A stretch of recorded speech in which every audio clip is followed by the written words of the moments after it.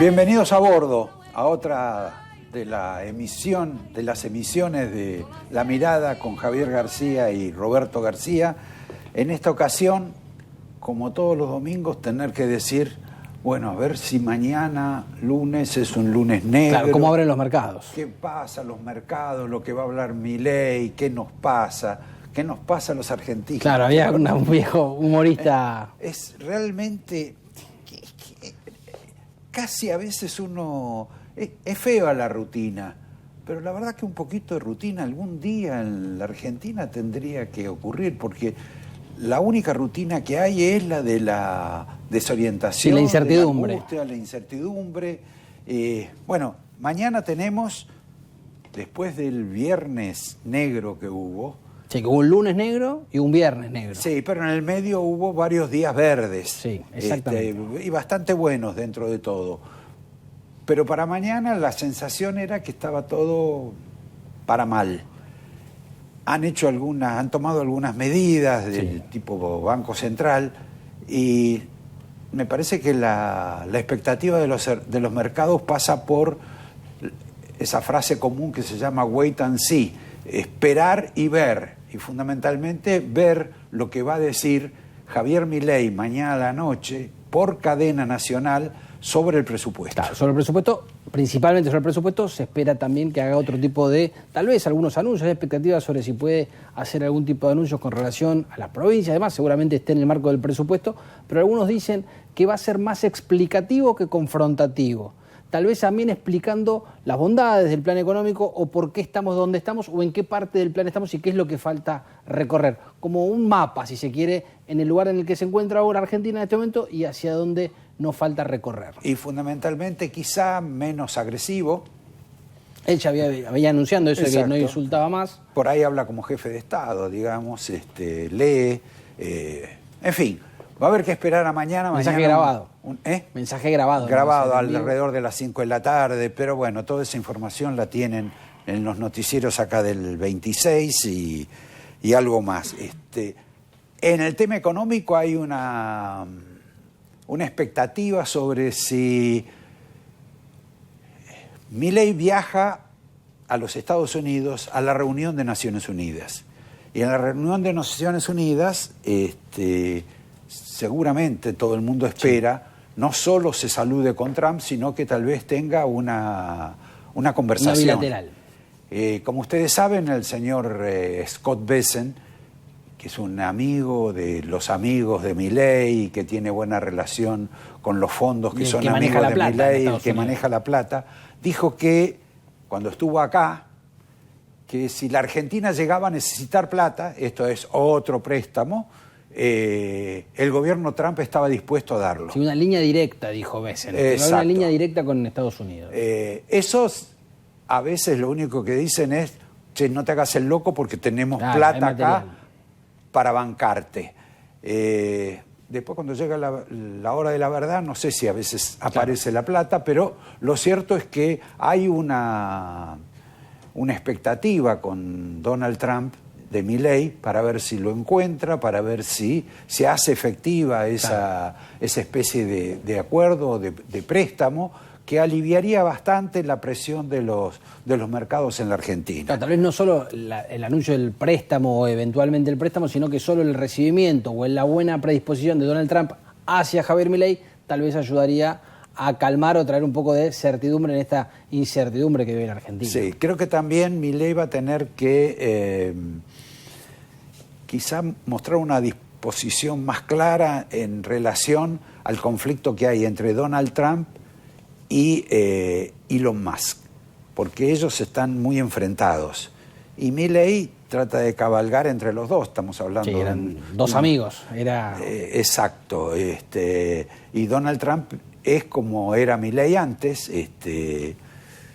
sí, o estás conmigo, intolerante. O estás conmigo o estás en contra. O estás en contra. Así que ese es un tema que va a haber que ver. Bueno, la semana va a estar también oscurecida por ya una marcha tradicional todos los miércoles. Está instalado como estaba instalada la carpa antes en el Congreso, como estaban instalados los piquetes, etcétera.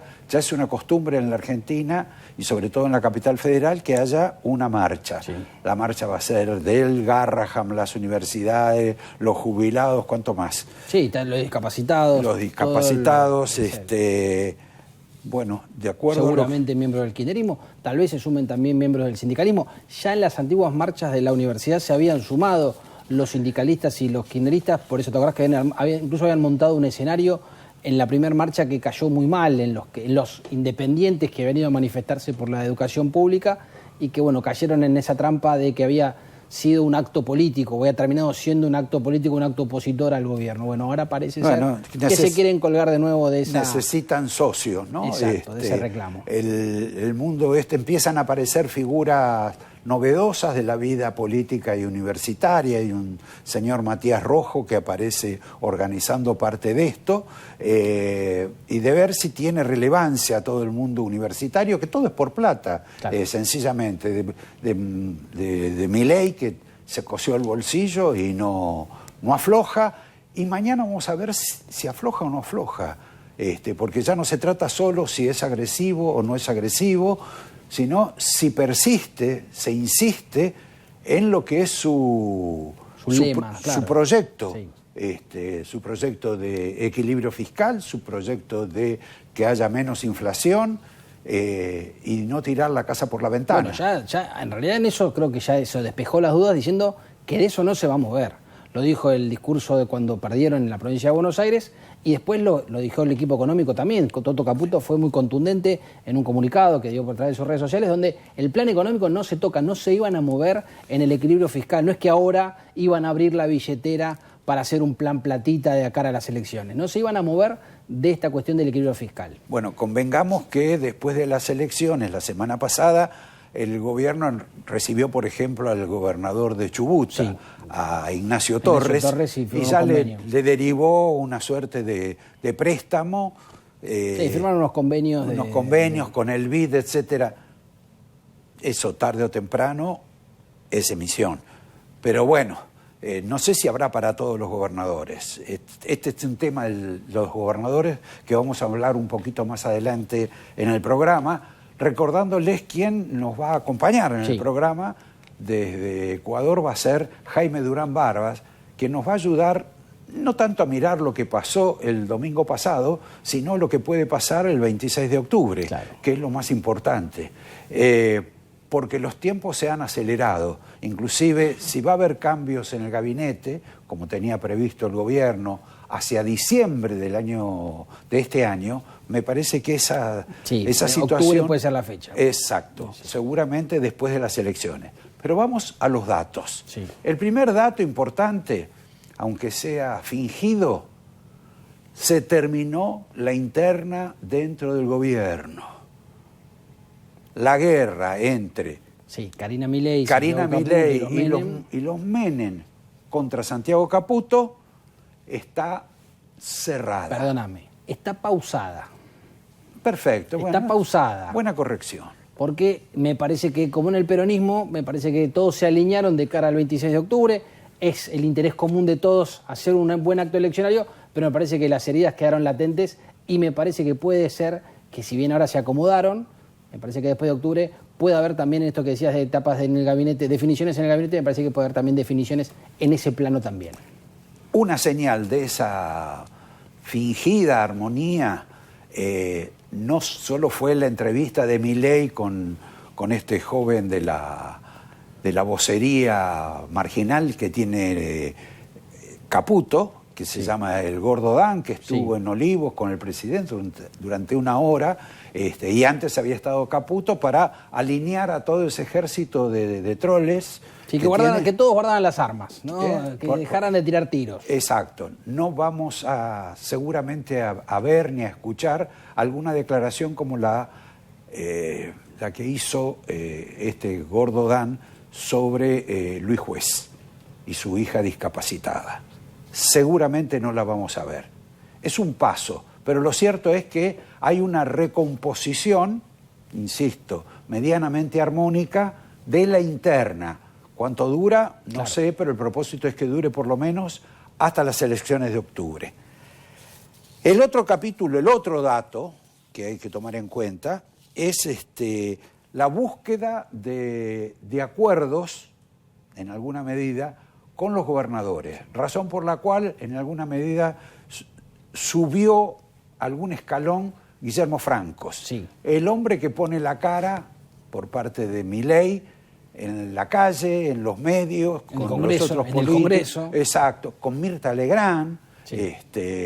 Que demostró tener mayor cintura política a la hora de declarar, ¿no? Bueno, que la tenía ya de antes. Ya la tenía, es el más entrenado, si querés, Exacto. en esa materia. Los otros, ninguno tiene... Muy amateur en ese plano. Exacto. Tiene un gabinete que no goza de esa... O sea que lo del Triángulo de Hierro, en alguna medida, no sé si ya funciona o dejó de funcionar. Milei también, al decir que se va a encargar de la campaña presidencial hasta octubre, hasta la campaña electoral hasta octubre, también ha tomado una distancia de quienes lo acompañaban. Sí, armó la mesa, que sumó a Patricia Bullrich también. Va a tener más centralismo.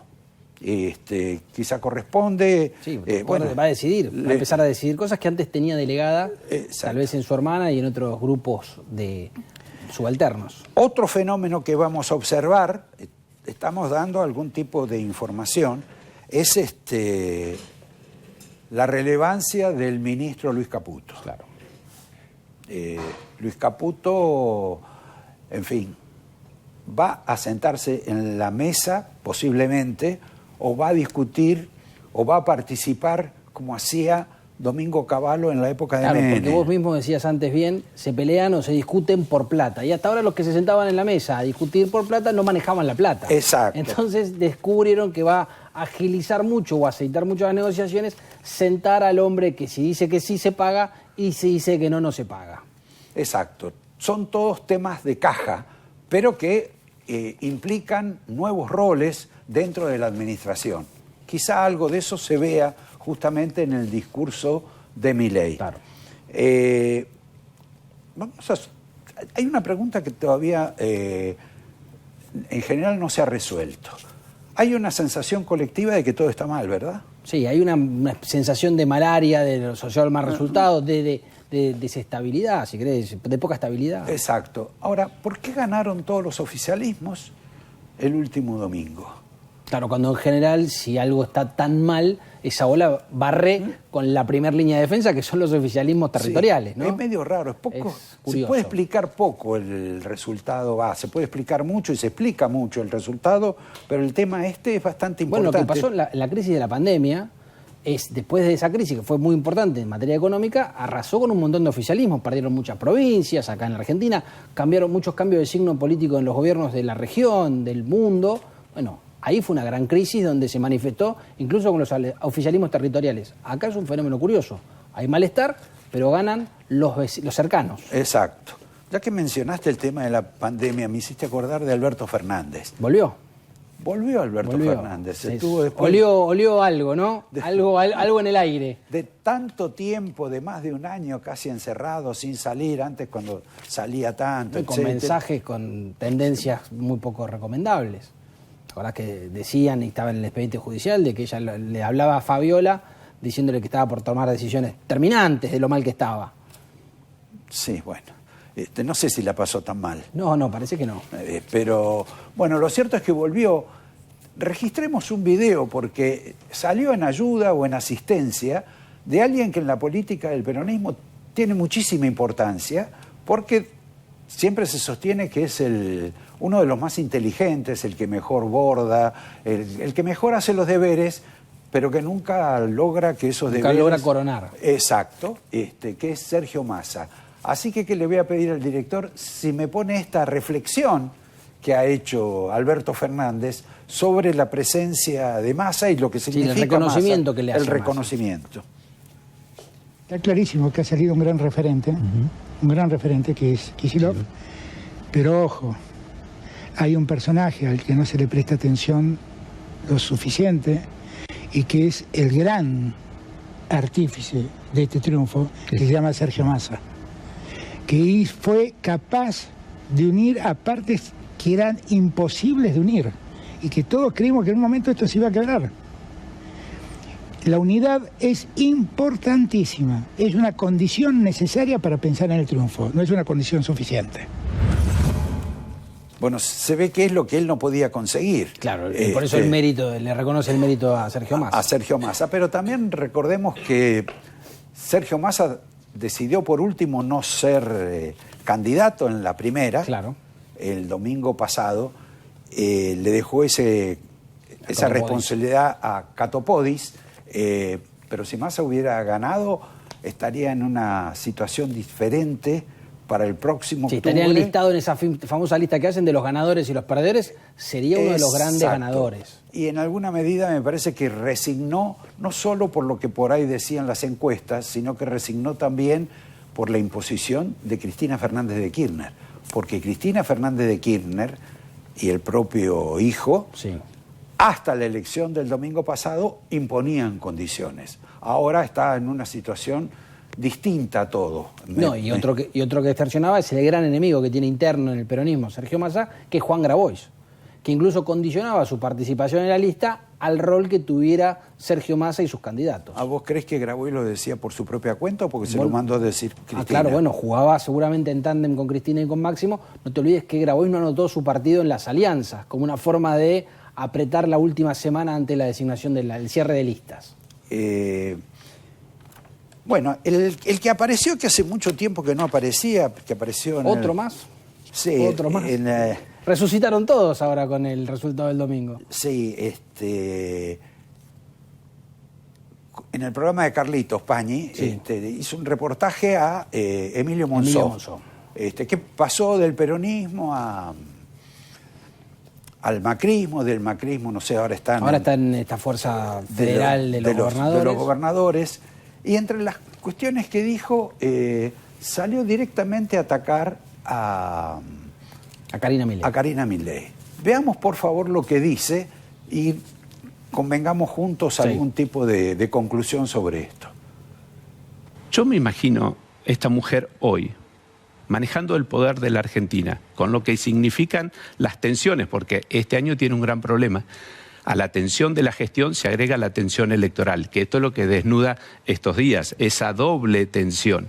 Y está a cargo de una mujer que el año pasado, hace 10 días, manejaba una roticería o vendía tortas. Realmente, primero, para alguien que fue peronista, que nunca se preguntó qué había sido antes en su vida Eva Duarte de Perón. Ni Isabel. Ni Isabel. Ni Isabel tampoco. Exacto. Realmente es de mal gusto. Y poco serio, sí, tal ¿no? Cual, tal cual. Y si querés un poquito hipócrita. También, bueno. Ya es poco fuerte, pero... Ya estás cargando las tintas. Pero la verdad que... Y sinceramente, convengamos, porque ya lo dijo Milei, ¿por qué no habla? Yo sé que no lo van a tomar muy en serio esto, sí, pero ¿por qué no habla Karina? ¿Por qué le cuesta tanto hablar? ¿Y por qué en alguna medida, por esa cuestión no bíblica, se luce cuando habla? No se luce cuando habla, no tiene una versación oral recomendable, etcétera. Tampoco creo que se entrena para eso. No. Pero Milei, que siempre tiene apelaciones a la historia judía, recordaba que ella es Moisés para él. Claro, él era el divulgador de Moisés. Moisés era ella. Él es Aarón. Claro. Porque Moisés, no sé si tenía prohibido hablar, no soy versado en el tema. Según la Biblia, bíblico, tenía la lengua pesada, no podía hablar Moisés. Exacto. O sea que Moisés es Karina. En toda esta época de resurrecciones, de reencarnaciones, claro, etcétera. Apelando a la figura de que siempre usó Milei, de que Karina es Moisés, bueno, tal vez se explica en esa figura bíblica las dificultades para hablar de Moisés / Karina, ¿crees que lo digamos de esa manera, no? En términos de esas características. Pero bueno, tómenlo en cuenta porque Karina sigue. Karina sigue y se Karina fortaleció. Se fortaleció en alguna medida. Estamos todos hablando de la ficción que hay, de la armonía, de la ficción de la de quién tomó más fuerza, más musculatura, porque esas musculaturas suben y bajan según los días y las horas. Pero una evidencia también de esa nueva unidad que tiene el gobierno es este video de un señor Romo. Este lo hizo Santiago Oría. Este video que estamos viendo, que es, algunos dicen que es parte de la nueva campaña electoral, de demostrar a Karina, si querés, en un rol más humanizado, saludando a gente, que no mostrar ese personaje que se construyó sobre ella, más oscuro, si querés, el que no habla, de las denuncias que surgieron y demás, bueno, mostrarla sonriente, con gente normal, que puede caminar tranquilamente y que no tiene episodios por ahora. Desafortunados. Claro, bueno, eso es la campaña, ¿no? Es lo que se quiere mostrar ahora a partir de esto, mostrando a Karina cuando este es el viaje que hizo a Tucumán, es cómo la gente se le acerca y la saluda y demás. Pero veamos también el video de Romo, en el que explica, de alguna manera, cómo es o cómo está terminando, cómo terminó esta nueva negociación de los dos bandos que imperaban de la interna del gobierno de Milei. Pero la Fuerza del Cielo es una agrupación que milita a la Libertad Avanza y que va a militar a los candidatos de la Libertad Avanza y a los candidatos que la Libertad Avanza decida y que la presidenta de la Libertad Avanza decida, o sea, que los candidatos que Karina Milei decida y por ende que Javier Milei decida. ¡Vamos!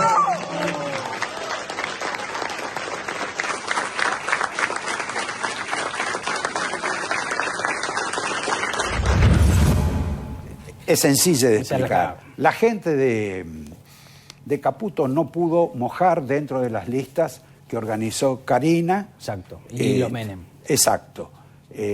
Estuvo enojada por eso y ahora terminó aceptando la realidad. No, y aparte, claro, ante el resultado electoral pasaron todas las facturas del armado. De lo que fue el armado, que ellos tenían críticas previas y tuvieron críticas durante, y por supuesto, consumado el resultado, las mostraron rápidamente. Pero, como decíamos antes, ahora todos tienen un mismo objetivo, que es encolumnados el 26 de octubre. Vamos a ver cómo lo presenta Milei mañana, eso también, si es que se refiere a ese tema. Hay una cuestión, sin embargo, con Karina Milei, con el cual, dos cuestiones, no una sola. Uno es la cuestión de la criptomoneda Libra. La Argentina creó, el Congreso de la Nación creó una comisión investigadora cuando en Estados Unidos ya se desentendieron un poco del caso. Pero bueno, en términos políticos le puede servir a algunas personas. Ahora, Karina Milei apareció o pareció involucrada mucho más clara en todo esto de, ¿cómo se llama la familia? Los audios de Españolo. De Españolo y la familia... De la suizo-argentina Bolblicker, algo así. No, decirlo bien, busquémoslo bien. Lo buscamos ahora. Porque como vos sabés, hay una versión de que la familia contrató a una consultora para que no den su nombre. Ah, mira. Esto es, se cuente todo, pero no digan que son los Grobilviker. Claro. No sé, ahora van a pensar que la consultora nos pagó a nosotros para no decir el nombre. Evitemos. Mejor, claro, evitemos Kovalik. Ahí estamos está. Mostrando que no vendemos ni esa consultora. No, exacto. Ahora, de eso no se pudo despegar todavía. No, pero tuvo buenas noticias esta semana. ¿Cuáles son? Porque declaró Fernando Cerimedo, un ex amigo de Españolo, que estaba, señalado como era el que Españolo le había mandado los audios, estos benditos audios, o estas grabaciones en confiterías y demás, de estos audios sospechados de su legalidad o de su dudosa legalidad. Lo cierto es que Cerimedo fue convocado por el fiscal para que diga si conocía estos audios. Dijo que los audios, se desentendió de los audios, que los audios no hablaban con él y que él no tuvo nada que ver con eso por dos razones, dijo. Una es por cómo hablaban de presidente Milei, que ellos no hablaban así por la confianza que tenían, no se referían de esa forma a Milei, y otra es porque jamás le nombró en la operatoria de corrupción, que sí le contó Españolo, nunca la mencionó a Karina, porque él sabía de su vínculo con Karina y cree que no se lo hubiese mencionado, por lo cual no solo rechazó la participación de Karina en términos de lo que le contó Españolo alguna vez. Exacto. Sí reafirmó que le contó de la operación de corrupción que existió, pero la salvaguardó, si querés, a Karina Milei, por lo menos en lo que tiene que ver con su declaración. Escúchame, ahora está por zafar o pasar a conocimiento público el secreto de sumario. Claro, se levanta el secreto de sumario si es que no lo prorrogan y ahí se va a conocer mucho más. ¿Otra vez lo van a prorrogar? No, bueno, podrían prorrogarlo nuevamente, pero lo cierto es que se está por vencer esta semana y habrá que ver porque ahí va a haber mucha más información, los abogados van a tener acceso a la causa, a ver qué otros elementos tiene el fiscal en esos allanamientos, de qué se lo acusa a Spagnuolo o si hay otros implicados, o a estos Kovablicker, de qué se los acusa además. Bueno, y ahí va a haber mucha más certeza. Que pidieron la nulidad directamente. Pidieron la nulidad. También sucedió esta semana que Spagnuolo se quedó sin abogados. ¿Se quedó o los despidió? Dicen de un común acuerdo por pérdida de confianza mutua. Lo cierto es que también sucedió esta semana. Hubo mucho ruido con esa cosa y seguramente levantado el secreto de sumario, porque incluso la especulación sobre lo que dijo Cerimedo, por lo propio que declaró Cerimedo, pero eso se va a saber bien con letras, puntos y señales cuando se levante el secreto de sumario. Ahora, vos que alguna vez has ido a tribunales, sí. En estos casos, es el cliente que dice, estos abogados no me están defendiendo como a mí me gusta, como corresponde, no tienen el expertise necesario, o son los abogados, los letrados que dicen, nos metimos en este tema porque creíamos en determinadas cuestiones que nos decía el cliente y sin embargo el cliente no nos ha dicho toda la verdad. En general los abogados no abandonan casi nunca a los clientes, son los clientes los que cambian de abogado. Sí puede suceder, no digo que sea este el caso, pero sí puede suceder si un abogado cree que su cliente no le dice la verdad constantemente y todo el tiempo le está mintiendo, es muy difícil defender a una persona que no le dice al abogado la verdad. Bien. Javier, hay un tema que me gustaría plantearlo, buscarlo, inclusive para discutir, que es el gobierno, Milei, ha elegido para sellar acuerdos, entendimientos, cosa que antes no quería hacer, sí. Con algunos de los gobernadores. Sí.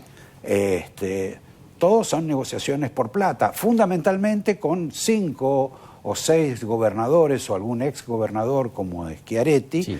Que ya se han armado, están armando una fuerza política. De hecho, tuve una reunión el viernes muy importante. Exacto, críticos del gobierno, etcétera, pero que están dispuestos a ir a negociar plata. Sí, no tan dispuestos en este momento, prefieren ellos esperar a octubre, obviamente que están dispuestos a escuchar ofertas y ofrecimientos, sí.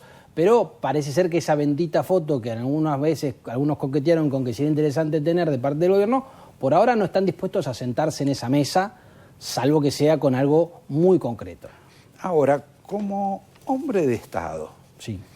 Hasta como estadista, siendo Milei presidente, siendo Axel Kicillof gobernador de la provincia de Buenos Aires, que es la provincia más importante de todo el país, Kicillof 2 veces, y hoy estaba viendo un reportaje en Clarín, que le tiende una mano a Milei. Seguramente le pide una reunión en realidad. Exacto, pide una reunión que no es para casarse, ni para enamorarse, ni para compartir ideales. Bueno, ideales sí podrían compartir. Sí, o puntos de encuentro. Exacto. La pregunta que yo me hago, para hombres que son jefes de Estado, por ejemplo, los que hicieron la Unión Europea, sí. Que un día coincidieron en, bueno, el déficit, vamos a tolerar un déficit del 3% para toda la Comunidad Europea. El que se pasa de eso deja de ser miembro. Después funcionó de otra manera, pero no importa. Un acuerdo, un entendimiento de esas características, en un país como la Argentina que vive absolutamente en crisis, encontrar una salida entre el presidente de la Nación y el gobernador de la provincia más importante, ¿no sería para Milei más lógico que buscar un acuerdo con más de 20 gobernadores que todos saben que, como Kicillof también, van a pedir plata? Sí, pero en algún sentido te contesto desde el lado de la política o del lado de lo que te podría decir Milei o los partidarios de Milei. Si hay un grupo de gente que acusa a Milei de tener funcionarios kirchneristas, de tener algún cierto pacto con el kirchnerismo y demás, que dicen eso, los molesta mucho esa situación o esa sospecha, bueno, ¿no sería confirmarles ese temor, esa sospecha, ese miedo o esa situación que ellos creen que existe entre un pacto entre Milei y el kirchnerismo. Me parece que... No es el kirchnerismo. Bueno, es verdad. Ahora porque ahí hay no. hay una doble vuelta o una triple vuelta en un entendimiento entre Kicillof, por razones de Estado, y Milei, por ejemplo, sobre el equilibrio fiscal, sí, por ejemplo, sobre algún tipo de plan de seguridad, que es algo que afecta tanto a la provincia de Buenos Aires, sobre medidas esenciales de estabilidad para ambos, en alguna medida no constituyen un desafío para la doctora Cristina Fernández de Kirchner, tanto por parte de Milei como por parte de Kicillof. Es como sacarla del cuadro. Eso no se analizó. Sí, darle una envergadura a Kicillof que, claro, hasta ahora tenía, que era como un cuadro de Cristina. Bueno, de repente, claro, invitarlo... Le impuso la lista de candidatos, entre otras cuestiones. Sí. Lo manda a llamar, toca timbre, le hace decir cosas. Para Kicillof quizás sea una forma de desembarazarse de esa tutela. Sí. Me parece. Puede ser. Sería por lo menos una estrategia, un rumbo a tomar en cuenta. O a discutir, ¿no? Claro, a discutir, a tomar en agenda. Tal vez la mesa política lo está discutiendo, esta nueva política que se conformó esta semana, tal vez lo tiene en agenda ese tema. Pero me parece que están rumbeando para esos entendimientos chiquitos. Por ahora se reunieron con el de Entre Ríos, con el de Chaco. Bueno, tal vez van por ese lado. No te olvides, cuando hizo la gran convocatoria Milei al Pacto de Mayo, Kicillof no fue. Exacto. Como hombres de Estado, también se le puede exigir a Axel Kicillof que en ese momento, donde se buscaba cierta concordia o acuerdos en 10 puntos, creo que eran 10 puntos el Pacto de Mayo, bueno, Axel Kicillof no solo no fue, sino que no lo suscribió. Lo que pasa que en ese momento Kicillof tenía un poco que hacer lo que le decía Cristina. Puede ser. Y en este caso me parece que está mucho más autónomo. Independizado. Bien, vamos a saltear parte de esta conversación tan amable que tiene el hijo con el padre, y el padre con el hijo, para recibir en el programa desde Ecuador a Jaime Durán Barba, que nos está viendo y que por ahí se puede anotar en este discurso que hemos armado nosotros dos. ¿Qué tal, Jaime? ¿Cómo estás? Buenas noches. Qué gusto, Roberto. Qué gusto, Javier. ¿Qué tal?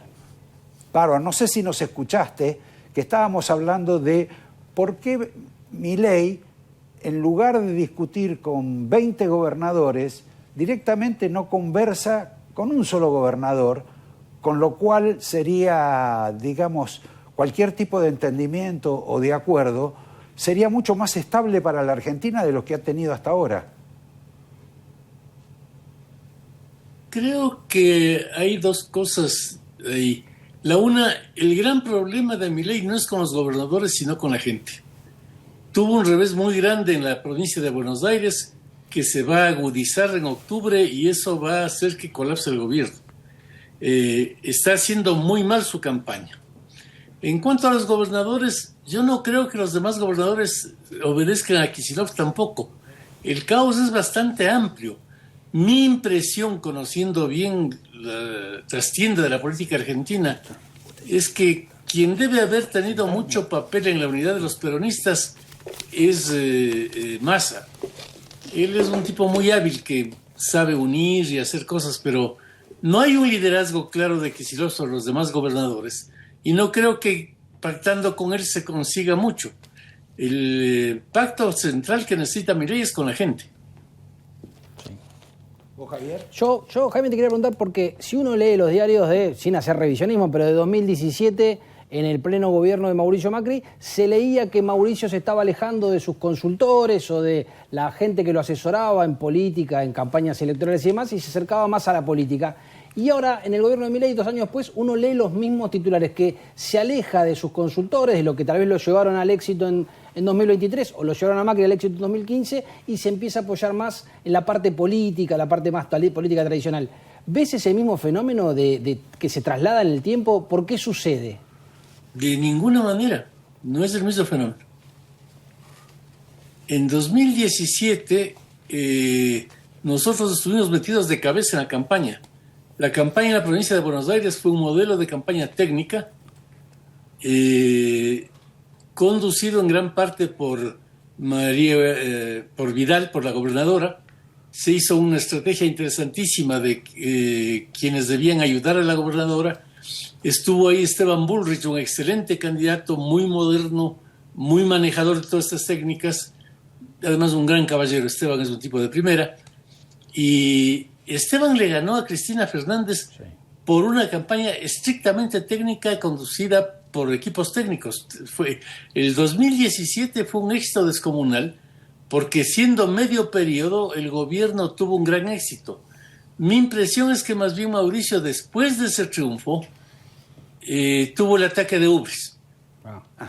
Ya gané, ya soy dueño de todo, no necesito hacer lo que le había llevado al éxito desde el 2005. Desde el 2005 hasta el 17 ganamos todas las elecciones en la ciudad, en la provincia, en el país, donde él quiso ponerse, con técnicas. Es la nueva política que también le hizo presidente a Milei. No estábamos nosotros en ese equipo, pero es la misma escuela de hacer política con la gente. Mauricio, a partir del 18, tuvo un ataque de ubris y decidió hacer las cosas a su aire. Y bueno, ha terminado en donde terminó, perdiendo todas las elecciones en las que se ha presentado. Ahora, Milei tiene el mismo lío. Tuvo un excelente equipo técnico que les llevó al éxito en la primera vuelta. Pero no es solo el equipo técnico, es una generación. Es una generación distinta a la nuestra. Es otra política, es otra sociedad que hay que comprenderla y que los Menem y las personas que ahora conducen esa fuerza no entienden. Entonces, solamente puede hundirse. Ahora vos decís en ese aspecto que está garantizada la derrota de Milei en la próxima elección de octubre porque no tiene, digamos, las habilidades técnicas, digamos, no tiene las formas y no se va a discutir el contenido. El contenido ya no se discute en la política contemporánea, en ningún lado. Y la economía tampoco. Se discuten las formas.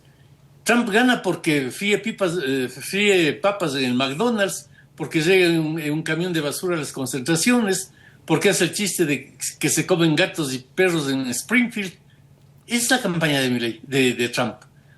Y la campaña de Milei fue una campaña de este estilo, de la nueva etapa, que, ¿cómo la reconoces? No hay camiones que lleven a la gente a las concentraciones.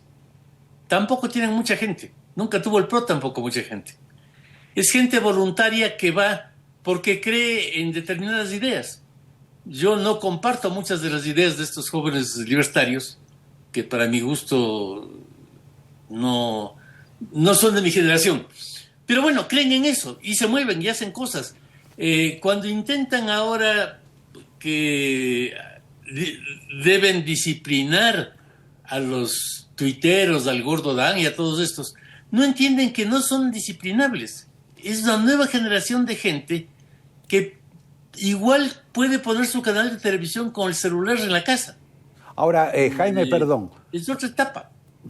Ahí observo dos contradicciones. Vos en alguna medida decís, bueno, que ya no se discuten ideas, pero los jóvenes que están o que estuvieron con Milei iban atrás de una idea.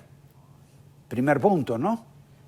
Sí, de concepciones del mundo bastante livianas, distintas a lo que hacíamos antes. No son doctrinas, no son cuestiones estructuradas.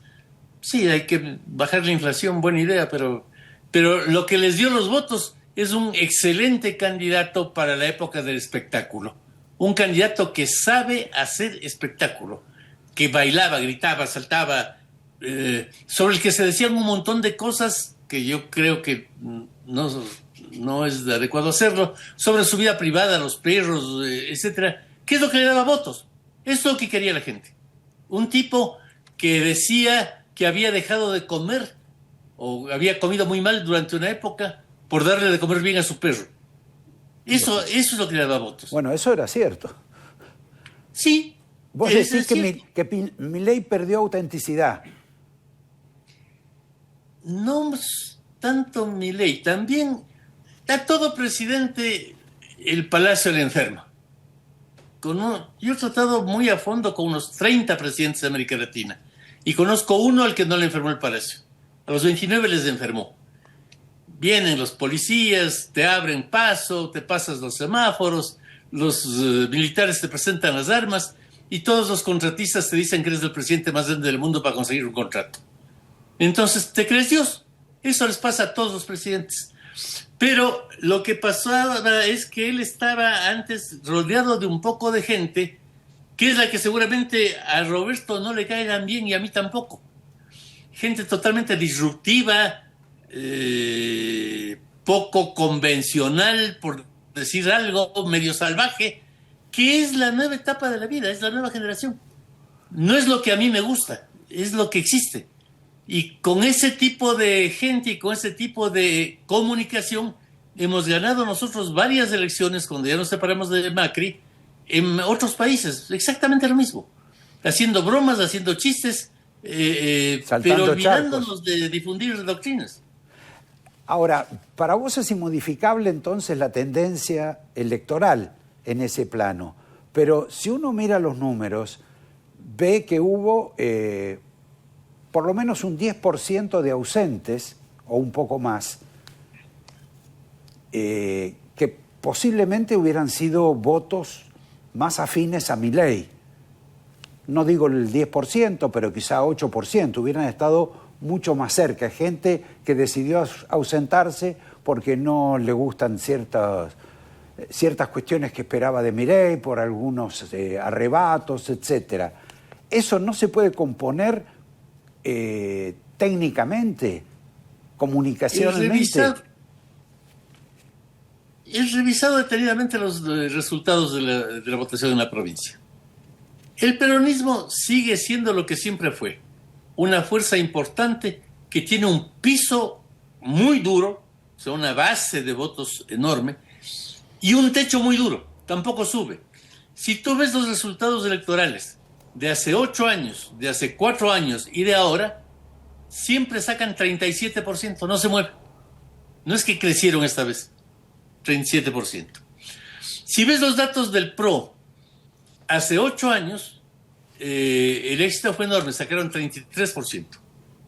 Yo participé mucho de esa campaña. Hace 4 años, sumados ya a la Libertad Avanza, sacaron 32, un poquito menos. Y esta vez sacan 19, es una hecatombe la que sufren ellos.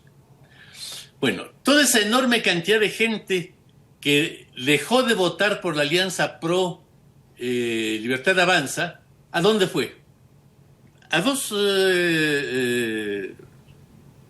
casillas, el ausentismo y el nulo y blanco, claro, que sumados en la elección anterior llegaron al 36%. Y esta vez llegan al 44%. Vuelve a repetirse lo mismo. La mitad de la Argentina está enojada con la Libertad Avanza, con el PRO. El peronismo es muy duro como para poder absorber esa nueva ola de gente. Y está abierta la puerta para que ese 44% vote por alguien que sepa ser nuevo. Puede ser un peronista que se ayorne mucho. Es difícil, pero no es imposible. Nosotros lo hemos hecho en 2 países y hemos ganado la presidencia. Ayornar totalmente a opciones antiguas. Pero es difícil. Si asoma una opción completamente nueva, puedes llevarse ese 44 y ser presidente la próxima vez. Porque la gente lo que está diciendo con su comportamiento, la mitad de la gente, y ya lo hizo en la ciudad, ya lo hizo en Corrientes, ya lo hizo en Santa Fe, la mitad de los argentinos se desilusionaron del cambio que ofreció Milei. No por sus tesis, sino porque, a ver, si vos eras partidario de Milei, no esperabas que los Menem sean tus líderes. No esperabas hacer un cierre llevando a la gente como ganado a un potrero y un corral en Moreno. Ese es lo más feo de la vieja política.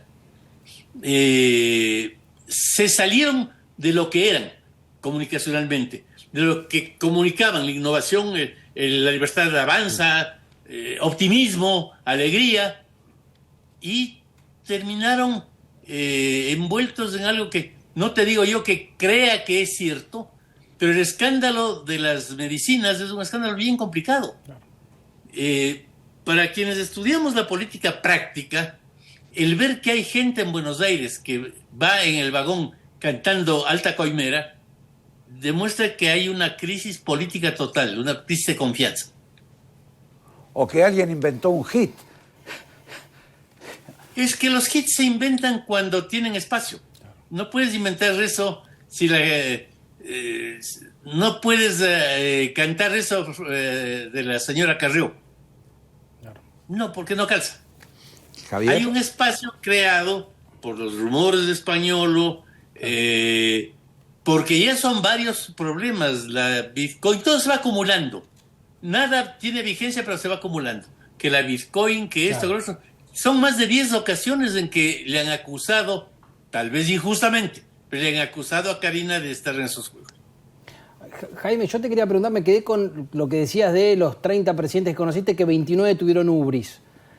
¿Alguno se pudo curar de eso? ¿Se puede curar de ubris estando en el poder? Un mal resultado electoral, el cachetazo del domingo en la provincia de Buenos Aires, ¿puede curar o por lo menos morigerar este síndrome de ubris que se declara a los gobernantes? Se puede. Mauricio siempre tendió a eso desde que ganó la jefatura de gobierno de la ciudad de Buenos Aires, pero su entorno estaba todo el tiempo diciendo: recuerda que eres ser humano y que cualquier rato todo se va al carajo. O sea, cálmate, no persigas, no seas prepotente. A ver, mientras estuvimos nosotros cerca de Mauricio, jamás él dijo: me voy de este acto porque voy a jugar barajas en una capital europea o a ver un partido de fútbol en Estados Unidos. Jamás dijo, porque eso era contrario a la imagen. ¿Es superficial eso? No es superficial. La imagen es un conjunto de detalles. En febrero voy a dar un nuevo curso en la Universidad del Sur en Buenos Aires, largo, de bastantes conferencias, analizando claramente qué es esto de la nueva política que se ha practicado en Argentina con enorme éxito y con influencia. Desde el 2005 hasta el 2018 fue esa la gran arma de buenos líderes del PRO, como fueron Mauricio, Horacio, Bullrich, María Eugenia, etcétera, y fue el arma con la que ganó Milei. Es otra forma de hacer política, otra forma de hacer las cosas, pensando sobre todo en la gente y olvidándose de los líderes. No, los líderes finalmente, si es que logras que la gente te respalde, terminan uniéndose, porque ellos también necesitan votos. Ahora, Jaime, también hay que contar los votos. Y en la provincia de Buenos Aires, que inclusive la organización del gobierno no fue buena, digamos, el tema de la fiscalización es bastante importante. Y para pelear contra los intendentes, que fue lo que ocurrió en esta última elección, no sé si alcanza exclusivamente con esta especie de primavera juvenil, de nueva política que vos mencionás, o de nuevas imágenes. También hay que sentarse al pie de la urna, contar los votos, evitar que no te los roben, hacer que la gente vaya a votar. Vos en ese aspecto sos bastante experto. Ese nuevo tipo de política justamente logra eso. El PRO tuvo una excelente fiscalización. Ahí sí pintamos la provincia de amarillo en la elección de hace 8 años. Y en la del 2015 teníamos un intendente y tomamos casi todas las intendencias, porque había mucha gente voluntaria. La diferencia entre la nueva política y la antigua es el voluntariado. Del edificio en que yo tengo mi departamento en Buenos Aires, todo el edificio fue de señoras, señores de la tercera edad, en buseta a cuidar los votos en la provincia de Buenos Aires. Llevaban bocaditos para caerles bien a los peronistas, me acuerdo, me reía con una vecina. O sea, yo con estos bocaditos les caigo bien. Pero hubo miles de voluntarios, no pagados, no miembros del partido, no disciplinados. No había el PRO fue un partido de voluntarios y no de afiliados.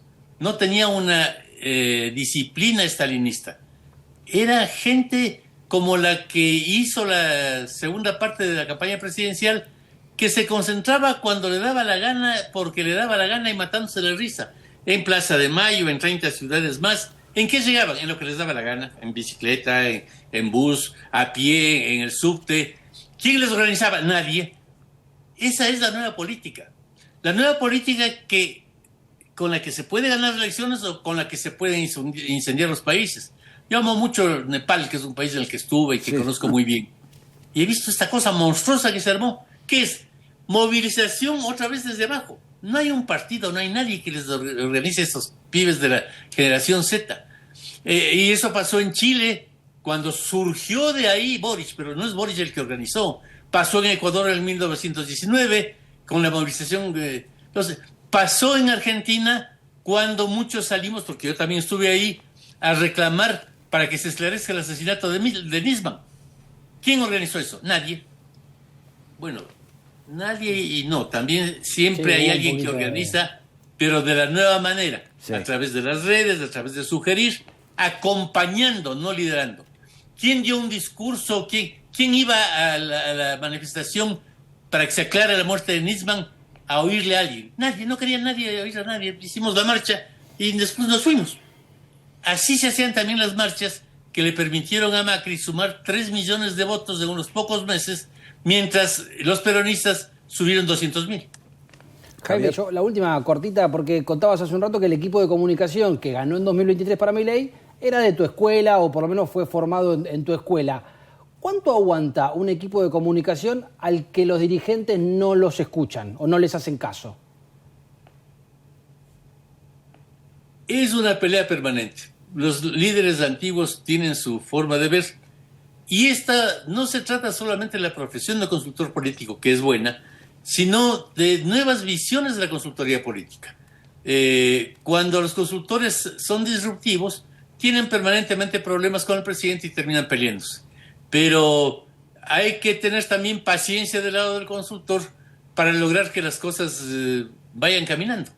Pero solo así se gana elecciones y solo así se logra también gobernar. La ciudad de Buenos Aires estuvo gobernada 16 años con ese método, con Mauricio y con Horacio. ¿Y qué hacíamos? Permanentemente investigaciones, reflexiones, no sobre con quién nos aliamos, sino sobre qué está sintiendo la gente.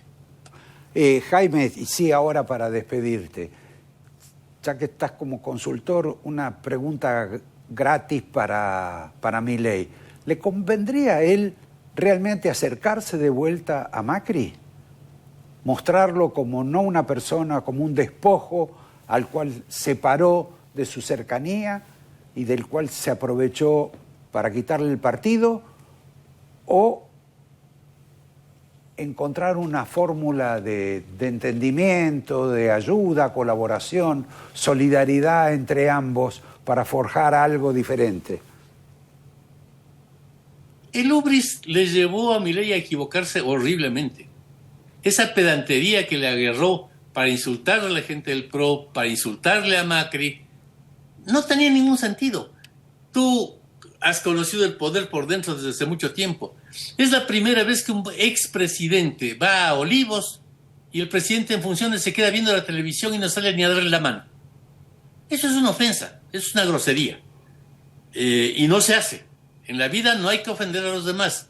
Hay que tener un mínimo de educación y de cortesía. ¿Cómo se expresaron ellos sobre la gente del PRO? De una manera espantosa. Y entonces yo conozco a muchísima gente del PRO que no votaría por Milei jamás. Y tenían afinidad hasta hace unos meses. La pedantería es siempre un cáncer que mata a los buenos líderes. Te agradezco, Jaime, te agradecemos la participación y bueno, nos vemos acá en Buenos Aires. Sí, yo estoy viajando ya este jueves, así que nos vemos por ahí. Ah, bueno, perfecto. Un gusto, Roberto, un gusto, Javier. Un gusto. Encantado y gracias. Gracias a vos. Y a ustedes les pedimos un breve corte para volver, para despedirnos, pero para contarles algo bastante importante con relación a la causa de los cuadernos, porque el tema de la corrupción que ha mencionado Jaime tiene su importancia en la Argentina y tiene sus derivaciones, inclusive derivaciones que no son solo judiciales o jurídicas, también son de consecuencia social, por este caso de que de pronto una persona pueda, porque tiene plata, comprar una eventual condena. En un minuto volvemos y cerramos con esto parte del programa. Sí. ¿Y vos tenés ubris? No, por ahora no, parece que es una enfermedad del poder y la verdad que carecemos. No tenemos nada de eso. Lo que carecemos es poder. Exacto. Por favor, los vemos en un minuto.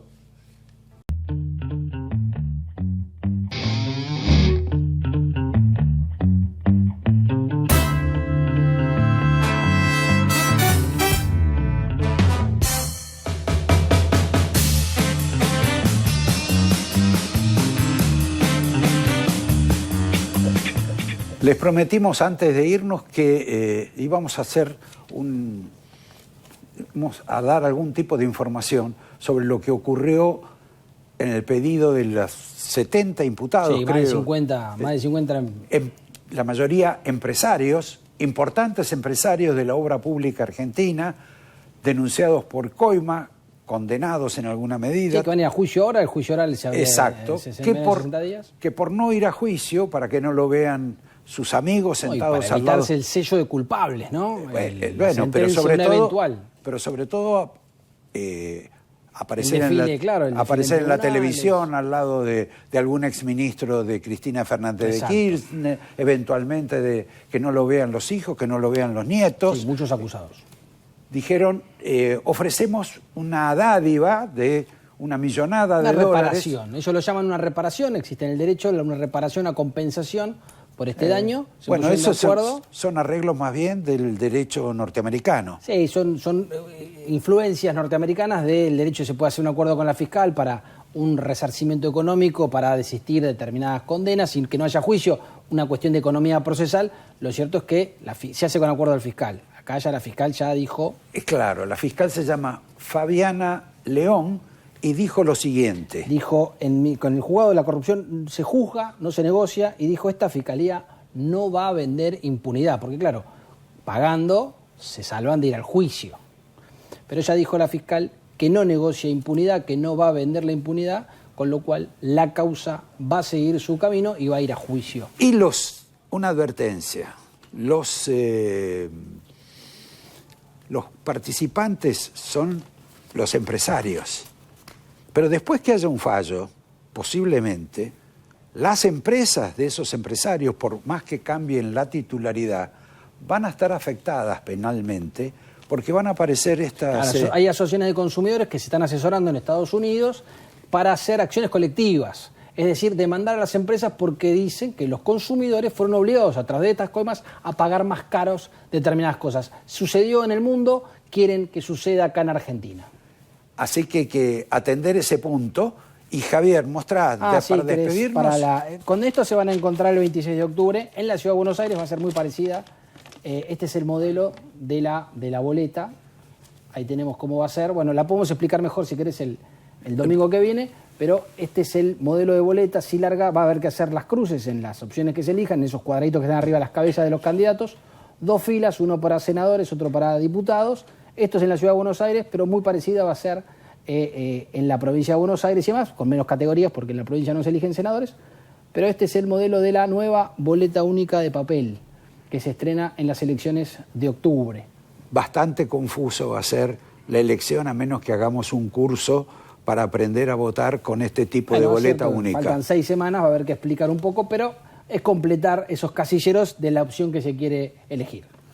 Gracias Javier. Gracias. Espero que la hayan pasado bien. Nos vemos el domingo próximo.